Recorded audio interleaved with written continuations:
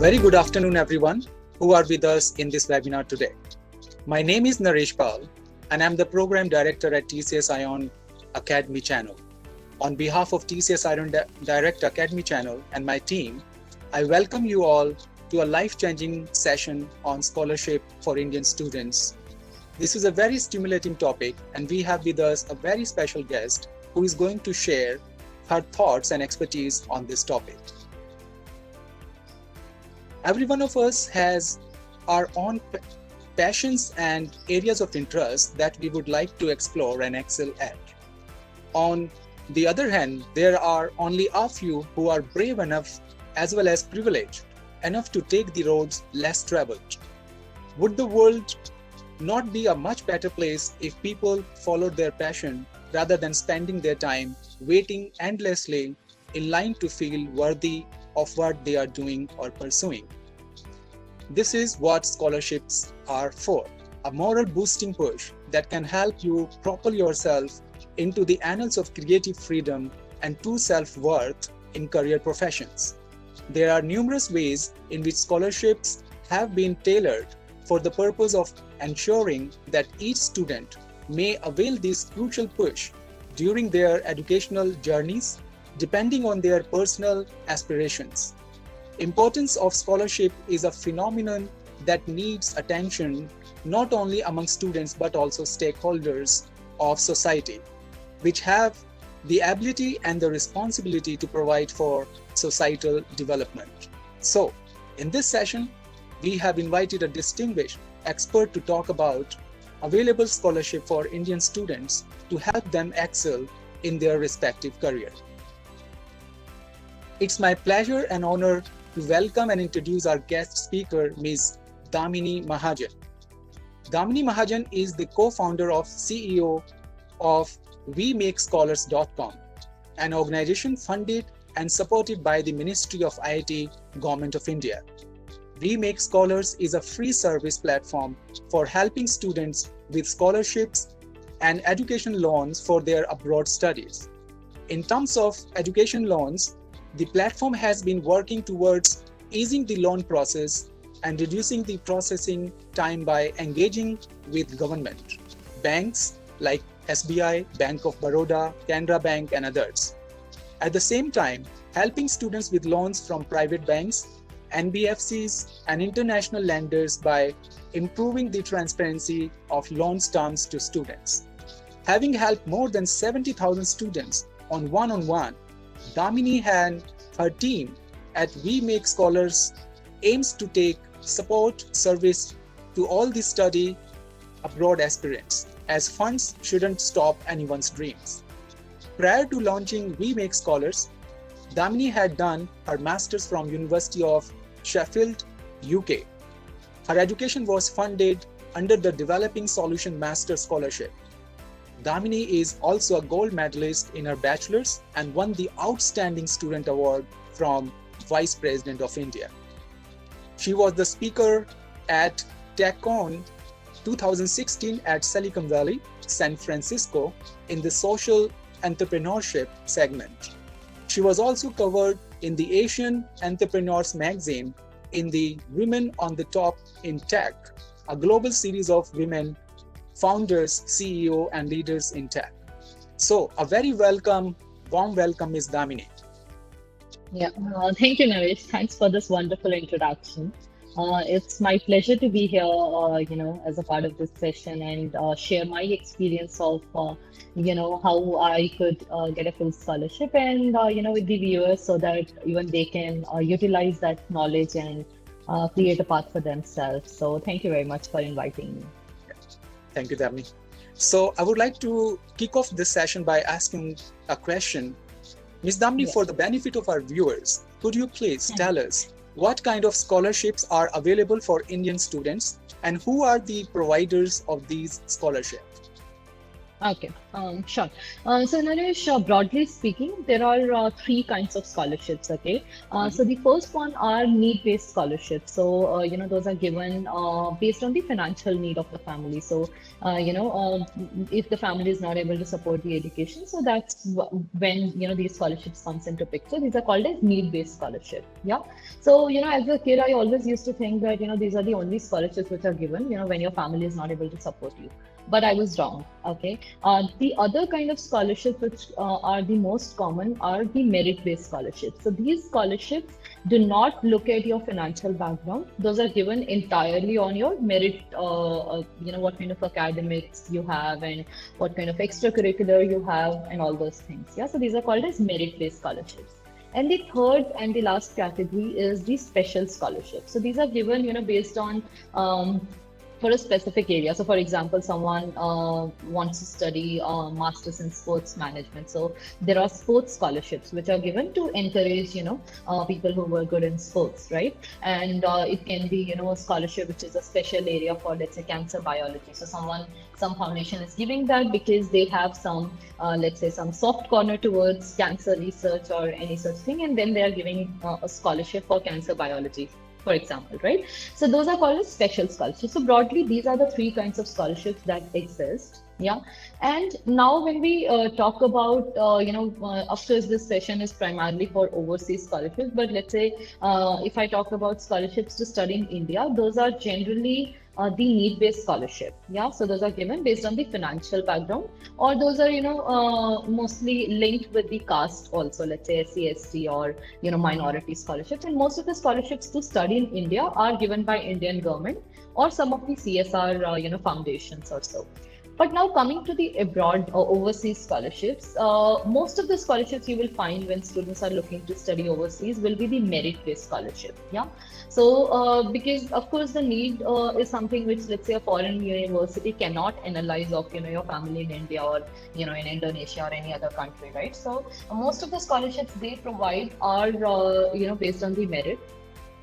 So now the providers of these scholarships are generally, when it comes to overseas education, it is most of the scholarships are offered by universities. So that, let's say if someone is coming to study at my university, I can offer them a merit-based scholarship. It could be a full funding, it could be a tuition fee waiver, or it could be a partial scholarship, right? And the overseas scholarships are also offered by the governments. It could be, the government of your home country. For example, Indian government offering you a scholarship to study abroad. So there is, one scholarship which is called as Nehru Fellowship for, University of Cambridge, right? And or it could be a scholarship from by the government of that country. So, for example, there is this Commonwealth Scholarship, which is very popular one. So that is, funded by jointly by Indian government as well as the British government, and that is given to Indian students who are looking to study in the UK. And there is a similar scholarship in the US also, which is called as Fulbright Nehru Scholarship, which is again funded by the Indian government as well as the federal government in the US, right? And there could be some scholarships which are, totally offered by, let's say, federal government for Indian students to come to their country and study. So these are, the different providers. It could be university or it could be, the government. Yeah, these are the providers of these scholarships.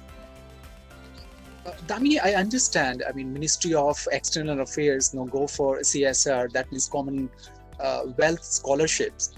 And I also engaged previously, where Government of India was inviting almost 165 countries people, and we were just training them on communication and technical skills. So could you please elaborate a bit more here for the benefit of our viewers?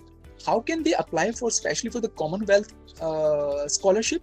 And I have a understanding here. Sometimes I get from the students that these scholarships are taken away from the elite people of a particular country. Is it true? And they are not able to apply for these Commonwealth Scholarship because they are absolutely free and the full funded one. Please. Okay, I don't think, I think everyone gets their fair chance of applying to these scholarships. And, I don't see any, biased thing in the process of selection or so. So now coming to Commonwealth Scholarship, as you have asked me. So now Commonwealth Scholarship is something, which has a very, very lengthy process. Now, when I say very lengthy, generally, the deadline of Yes. Commonwealth is in 1 year and 2 months before your intake start date. So now Commonwealth is Yes. for UK, right? So UK intake, your masters starts in the month of September, but the deadline for Commonwealth scholarship is the June the previous year. So, for example, if someone wants to go and study in the UK in September 2021, the Commonwealth scholarship deadline for them will be June 2020. Yeah. So now that's when people file their first application, and then they get their selection mostly in a brief pre-qualified list in the month of July or so, and then they're called to Delhi for the final round of recommendation from Indian government selection that generally happens in the month of September the previous year. And then the qualified list is sent to the so after the face-to-face interview, the selected list is sent to the UK government, and even they do the final round of filtration, and that's when the final list of candidates is made up after Commonwealth. Yeah. So the process from the students' end is that they have to apply very early, and they have to fill the application on the website, which is there is a special website for Commonwealth, which is created jointly by Indian government as well as the British government. It is maintained by British Council. So on that website they have to apply, and then the Indian government does the interview, face-to-face interview and all. Yeah. So I So hope, Naresh, your question is answered. yes, yes, Yeah. you have Okay. very elaborately answered the question. Yeah. I would Sure. like to jump on to the next question, which says that what is full funded scholarship and what expenses does it cover? Is financial Okay. aid guaranteed every year, or students have to reapply for this, every subsequent years? Okay. So now this is a very interesting question, Aris. So now, though I told you the category of scholarships, which was need-based, merit-based, and special scholarships, I also want to tell you that, there are three ways your scholarship could be funded. One, it could be fully funded, which means it covers literally everything. It covers your tuition fees, it covers your living expenses of staying in that country. So it kind of gives you a stipend every month to cover your living expenses, and it waives off your 100% tuition fees, and it also covers all the supplementary costs. For example, you have to pay about 10,000, 20,000 fees for a visa, right? So the fully funded scholarship covers that as well, and also it covers your flight charges, literally everything, right? So other than full funded, so of course, the number of scholarships which are fully funded is definitely much more smaller, because the provider has to cover 100% of the cost. So it requires a lot more money to be put on one every student, right? So there are, most of the trust and foundations and even universities, they do not give you fully funded scholarships. They generally either give you a 100% tuition fee waiver, which means that will cover only your tuition fees. It will not cover the other costs like living expenses or flight tickets, etc., etc. So the first one was fully funded. The second one is 100% tuition fee waiver, and the rest, the third category, is the partially funded scholarship. So by partially funded, it could be either a percentage of your tuition fees, for example, 50% tuition fee or 25% tuition fee, or it could either be, just a fixed amount, for example, $5,000 or $10,000. Yeah, so these are the three kinds of scholarships.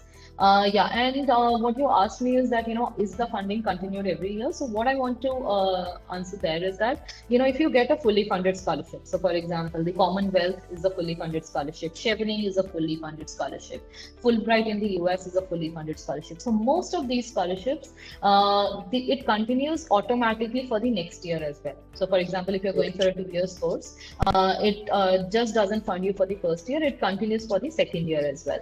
But now Mhm. coming to the tuition fee waivers, 100% tuition fee waiver or the partial ones, that depends. It depends on the provider. So some of the providers, they automatically continue it to the next year, but most of they automatically continue to the next year on some criteria. For example, you have to maintain, let's say, 3 GPA out of 4 minimum. Only then it will continue to the second year, etc. So they put some condition on your academics of that sort. But some providers, they also limited that, we will give it only for the first year of education and you have to reapply in the second year. So that completely depends on the provider.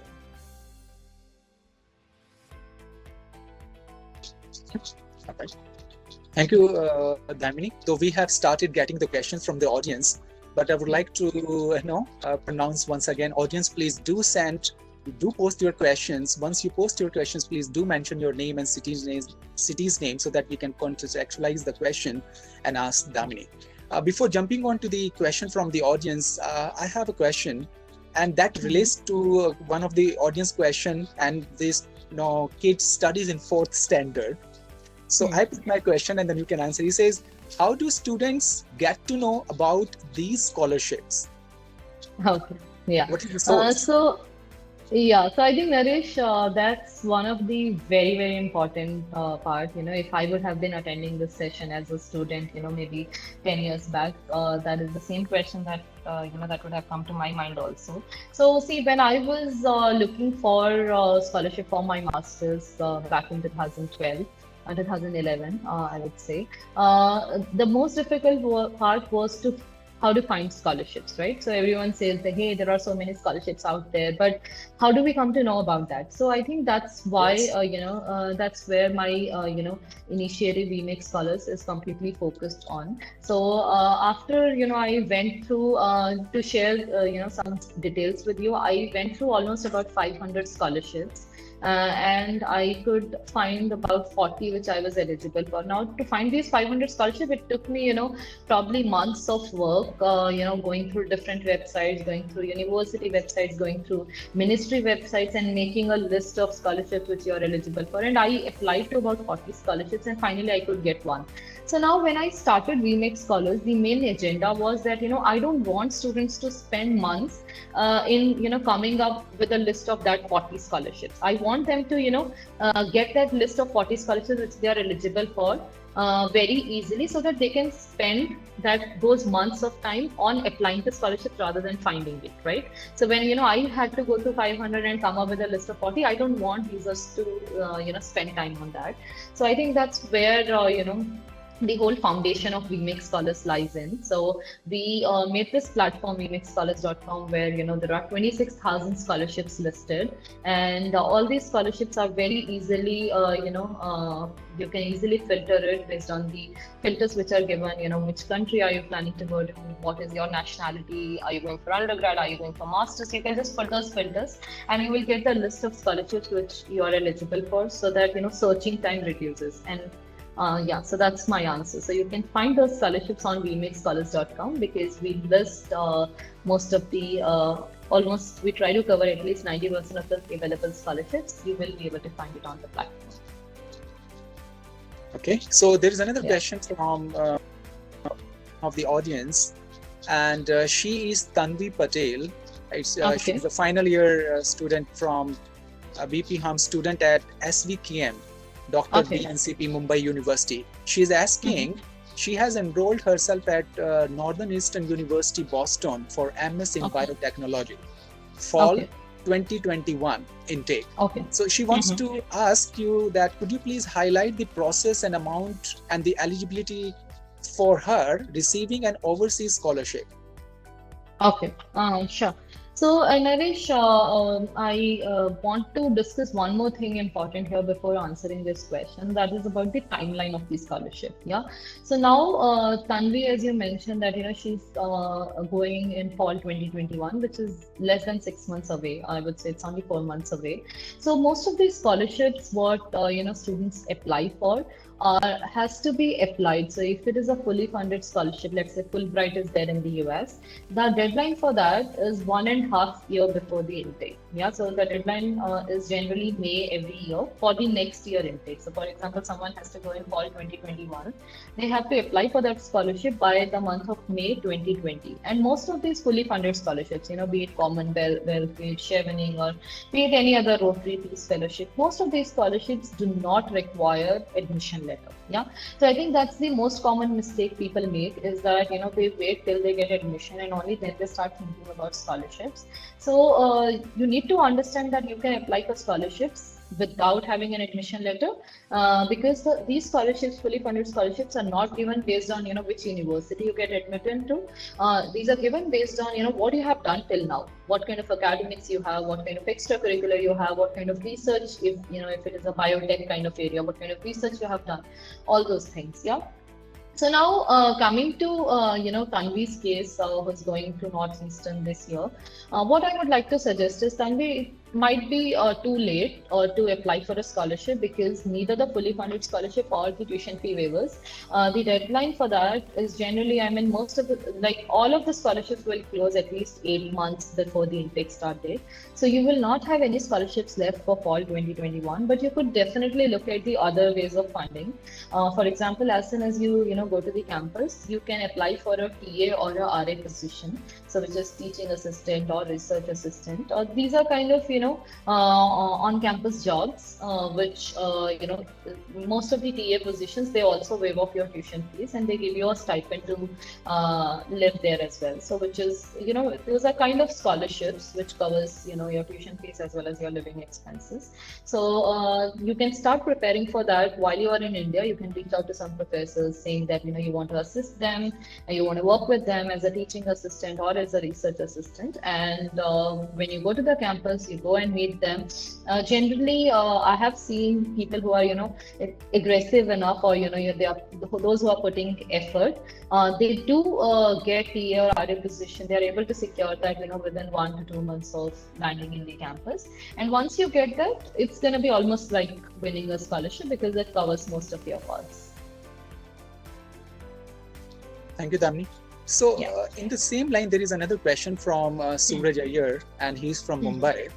And he wants to know that do students really have to be exceptionally good at studies at their academics to get and apply for fully funded scholarships to study abroad?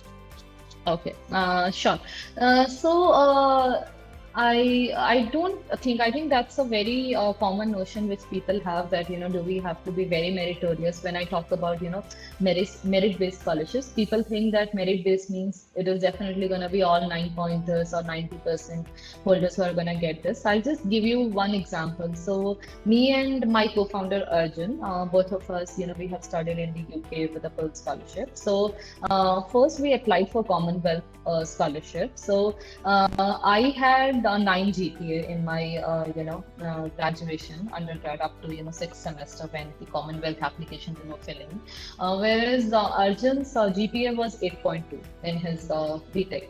So both of us applied for that scholarship, and I wasn't shortlisted for Commonwealth, but whereas Arjun was shortlisted. So you can clearly see here that merit, when we talk about merit, it is not just about your percentages or GPA. Even though I had 9 GPA and he had 8.2, he was shortlisted for that. But whereas I got a different scholarship, I wasn't shortlisted for Commonwealth.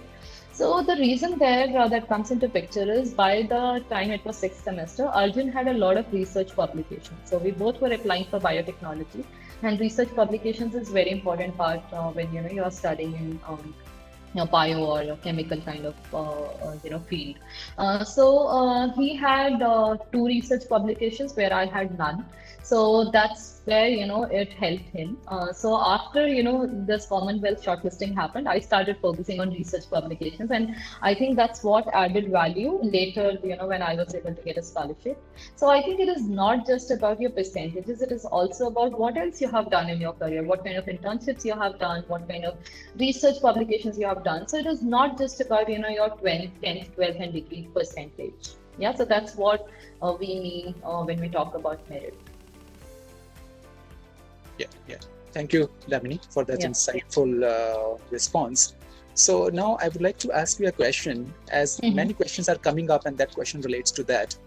Lots of colleges and universities ask for work requirement. So do students get on-campus job options, internship options? I mean, what is your thought on this? How would you like to advise our viewers? Okay, so Naresh, I mean, when it comes to on-campus, so people do get. So I mean, see, I would just say that, where there is a will, there is a way. So if you are working hard enough, if you are, from day one, you're behind it, that, you have to go out and start applying for jobs. You look for there will be university internal job portals where they post positions like librarian position or other on-campus jobs. So yeah, people do get it, but I would say it is also about how aggressive you are to find it. If you want to work, the work is definitely going to be there for you, right? So on-campus jobs you can apply for. You can apply for TA, RA positions, which I just mentioned, which is wherein you assist a professor either with the teaching materials or so, or you assist them with the research, or there are positions like graduate assistant, wherein you assist the department in, let's say, preparing notifications and things like that. So those are paid positions which are given by the university, and it adds a lot of value to your profile.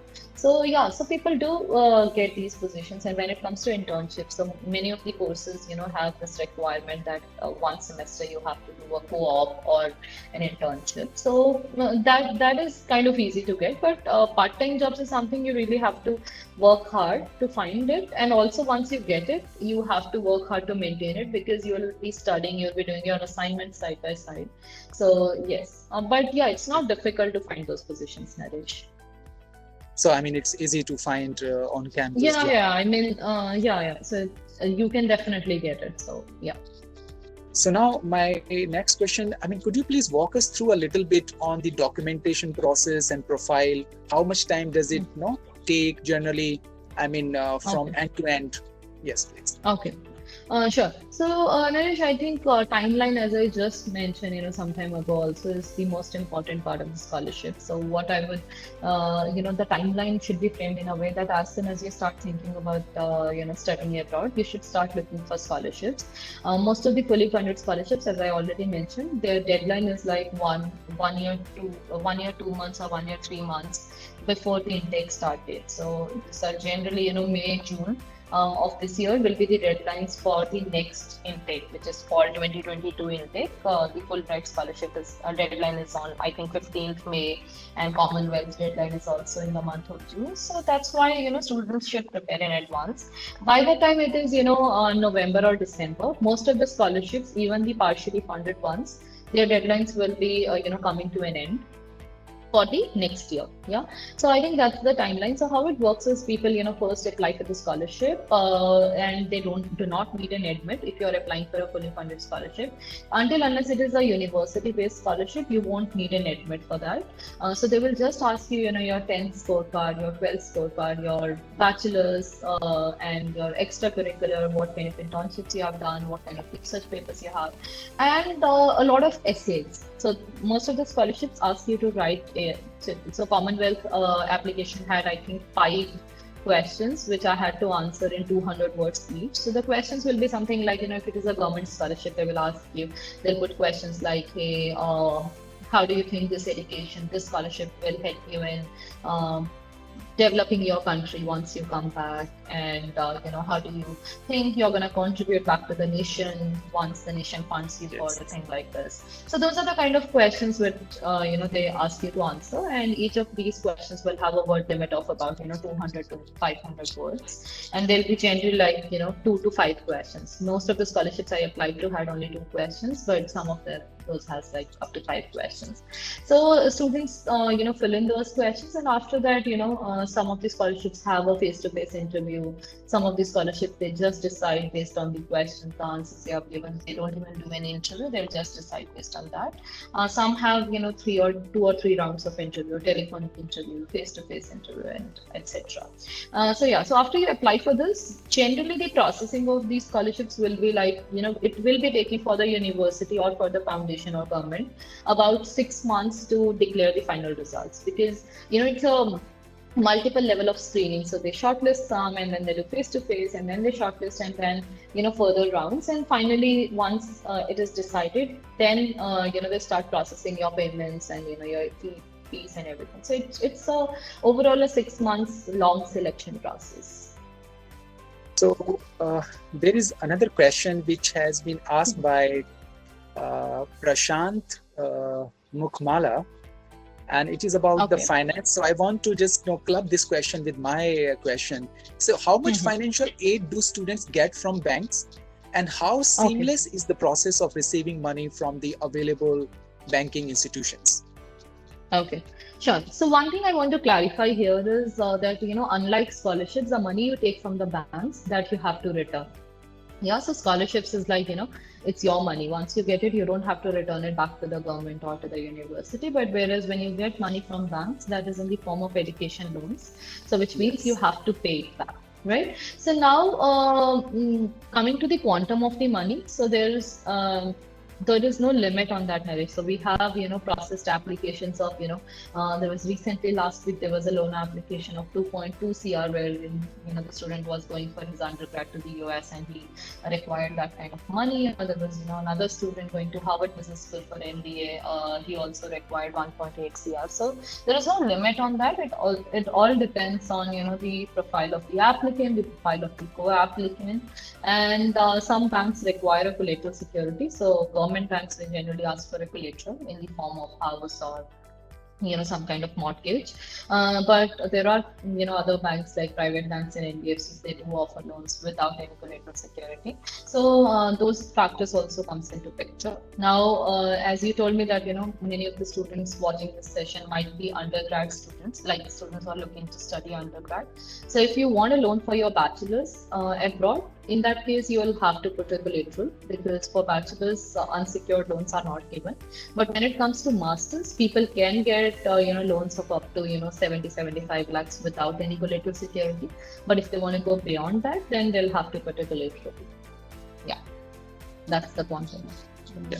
So there is another question from Vaibhavi Bashe from Communist College, Pune. And I want to just Okay.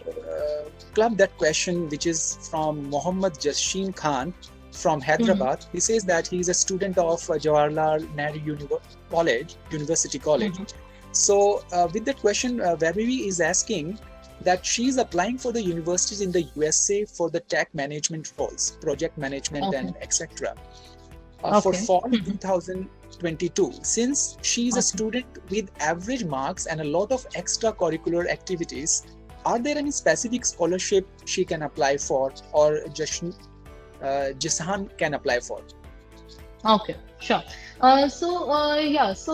See, the work experience, sorry, the extracurricular definitely adds value. Yeah. But there are not, I won't say there are some specific scholarships, but see, most of the merit-based scholarships also, the cutoff will be just like 60% or so.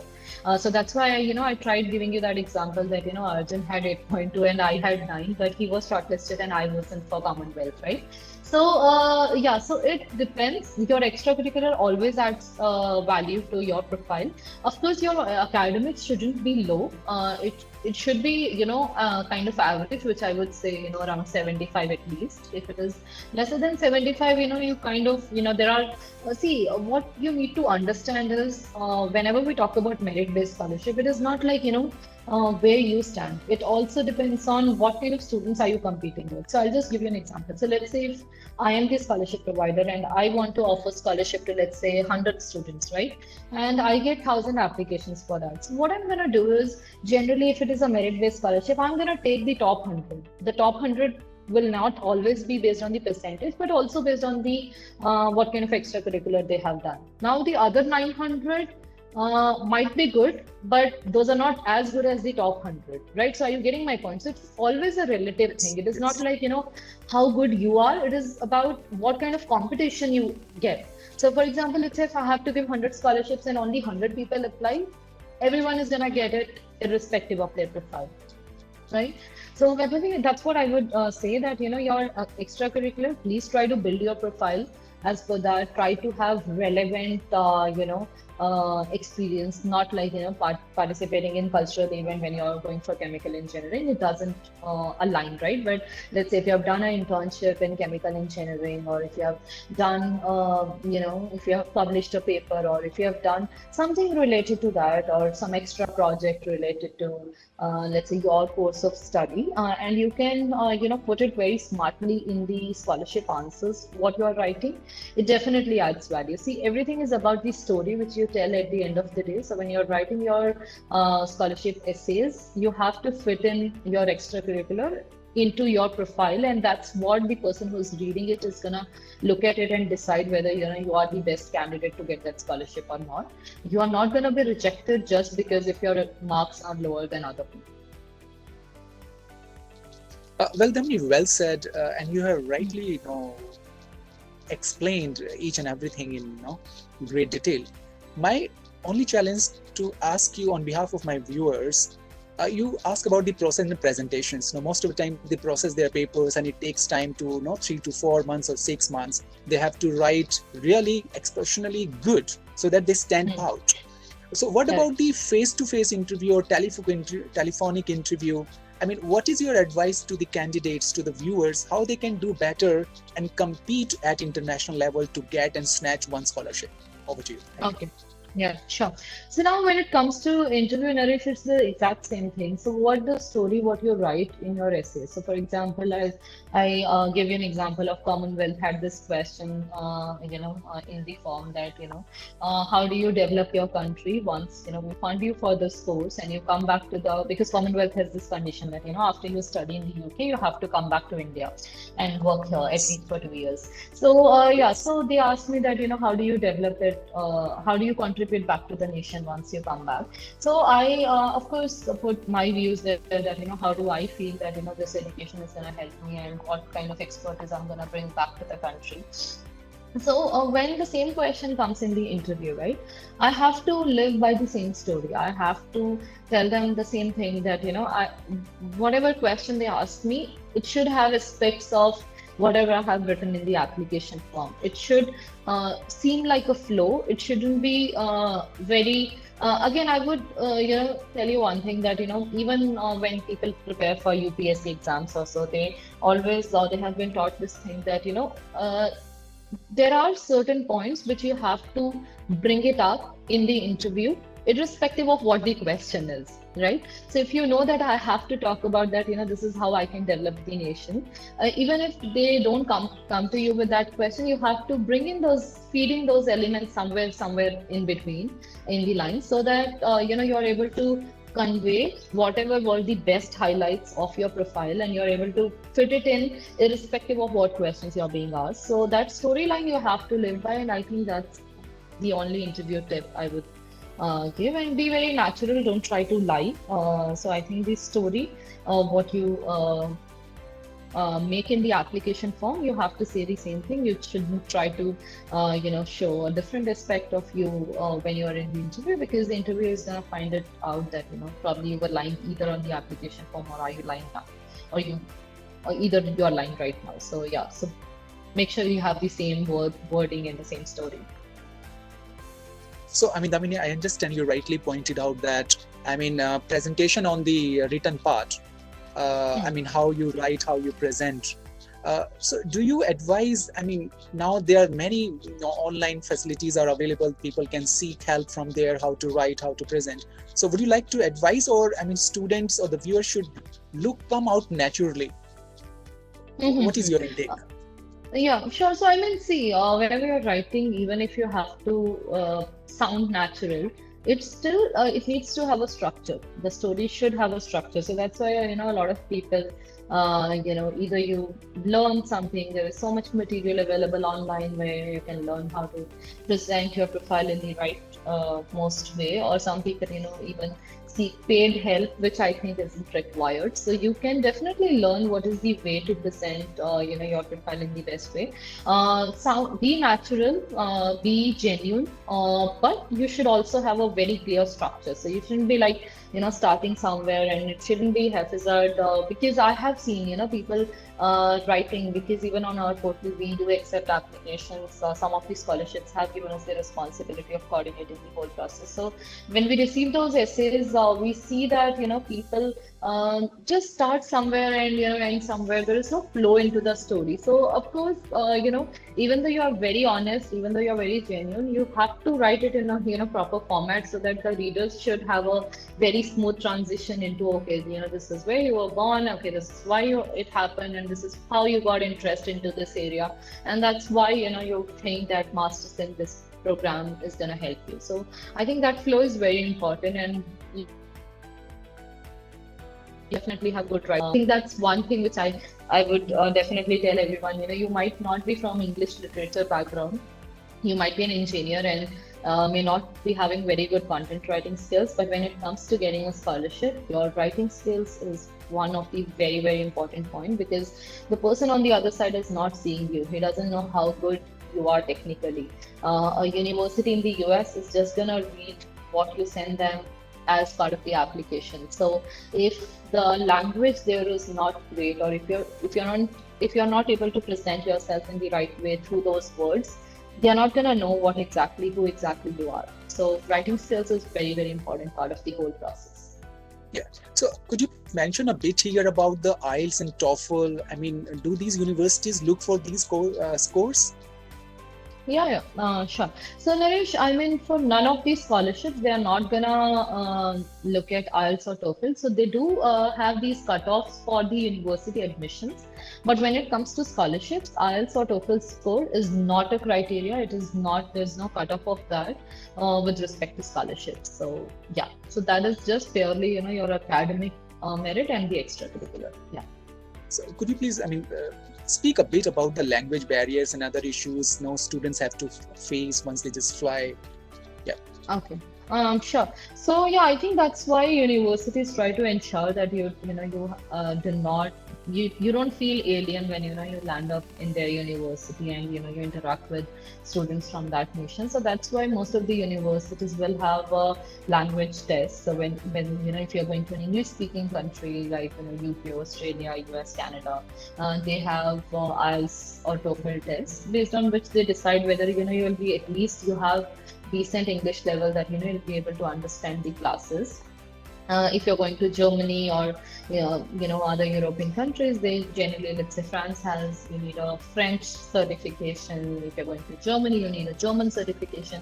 So that language those language tests are important, just because university want to ensure that you doesn't feel like an alien when you land there, and you are able to mingle with other people and speak at least decent language in that way. So so I think students, that's why everyone starts preparing for that upfront. So it doesn't happen that someone who doesn't speak English end up in the US. No, it doesn't happen, because definitely they have to write IELTS or TOEFL and even GRE, before they fly or before they fly. So yeah, language barrier is one. So if you're too early, let's say some of our viewers, if they are in the first year or second year of their graduation and planning to go for their masters abroad, I would advise that the first thing you should start working on is improving your English language skills, because that's something which is going to help you on your application essays, it's going to help you on your scholarship essays, and it's also going to help you because you have to write IELTS or TOEFL. Yeah. So we would like to take the last question. I understand we are just running out of time. This is a question from Mudita Bansal, and she wants to know that do students, especially for domestic government sponsored scholarship, has to write some kind of a signed bonds before coming back to their country? Yes.